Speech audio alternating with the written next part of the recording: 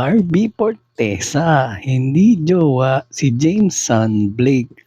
May inamin tungkol kay Alden. Hindi pa po kayo nakapollow, follow and share lang po para sa news update. Mariing itinanggi ng kapuso primetime princess na si Barbie Fortesa na magjowa na sila ng hunk actor na si Jameson Blake.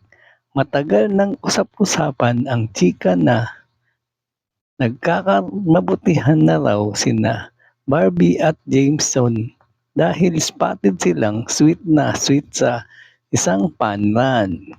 Kumalat ang video at mga litrato ng dalawa na kuha sa isang running event sa Pampanga kung saan makitang magka-holding hands pa sila at kakaiba na ang tinitinginan sa isa't isa.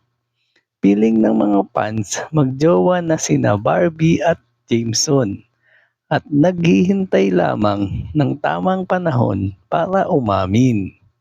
Sa interview ng 24 oras kay Barbie, nagsalita na nga ito tungkol sa tunay na estado ng relasyon nila ni Jameson. Anya, in-invite talaga siya ng binata na nasabing panran. Actually, marami ngang masyado na confused paano ba nag-cruise ang landas namin, di ba? So, nagkasama kami sa pelikula, paghayag ni Barbie. Anya pa, itong recent pan namin, siya naman yung nag-invite. Just like how my other runner friends invite me to run.